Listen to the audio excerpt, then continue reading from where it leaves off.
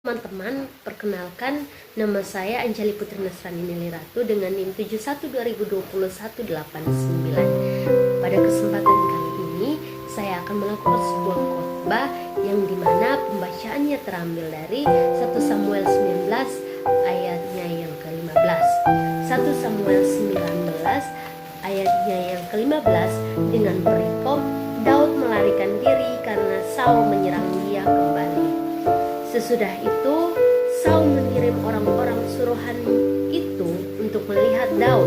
Katanya, bawalah dia di atas tempat itu kemari supaya ia dibunuh. Teman-teman dan ibu dosen, kisah kebencian Saul terhadap Daud semakin hari semakin menjadi-jadi.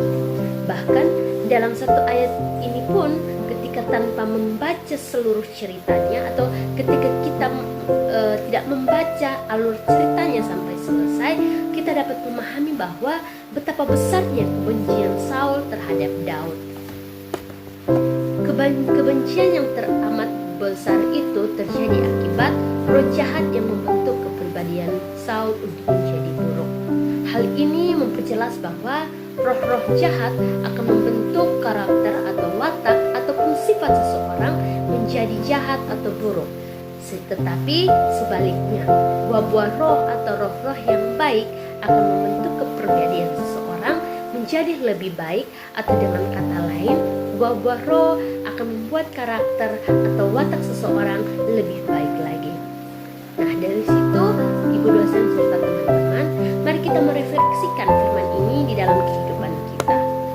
Teman-teman semua, begitu banyak orang beranggapan bahwa kehebatan atau hebatnya seseorang itu berkaitan dengan kemampuan mereka berkelahi. Mereka tidak menyadari bahwa kehebatan atau hebatnya yang sesungguhnya itu ketika kita sanggup menahan emosi.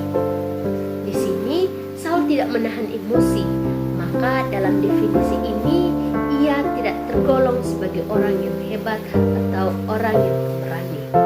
Ia membiarkan dirinya dihasut oleh roh-roh jahat, bahkan termakan emosinya untuk melenyapkan Daud.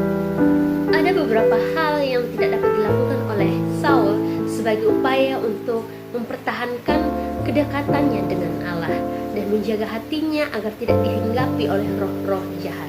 Sebagaimana dijelaskan di dalam kitab Matius pasal 12 ayat 43 sampai ayat yang ke-45 yang berbunyi, apabila roh jahat keluar dari manusia, ia pun mengembara ke tempat-tempat yang tandus mencari perhentian, tetapi ia tidak mendapatnya.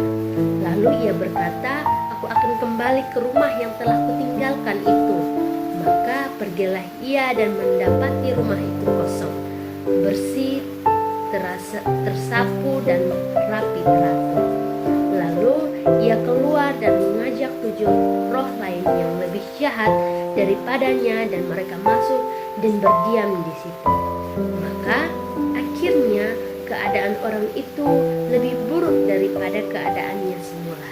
Demikian juga akan berlaku atas angkatan yang jahat ini. Teman-teman serta ibu dosen, ketika roh jahat keluar dari tubuh Saul, Saul tidak berupaya untuk memohon pengampunan, sehingga Roh Kudus menempati hatinya, dan hal yang terjadi secara berulang-ulang sebagaimana dijelaskan dalam kisah ini ialah sebagai orang yang beriman kepada Yesus Kristus, yang dapat kita lakukan adalah minta kepada Yesus Kristus bahwa segala roh untuk menggantikan roh jahat yang ada di dalam diri kita dengan Roh Kudus, sehingga kehidupan kita dijauhkan dari segala kebencian dan iri hati. Maka dengan berjalannya waktu, kita akan semakin terbentuk menjadi pribadi yang lebih baik. Teman-teman serta ibu dosen, kesimpulan yang dapat saya ambil dari kitab 1 Samuel 19 ayatnya yang ke-15 ini adalah, belajarlah untuk menjadi tenang, karena emosi dapat membuatmu kehilangan banyak hal. Saya ulangi, belajarlah untuk menjadi tenang, karena amarahmu atau emosimu dapat membuatmu kehilangan banyak hal, termasuk damai sejahtera. Demikian firman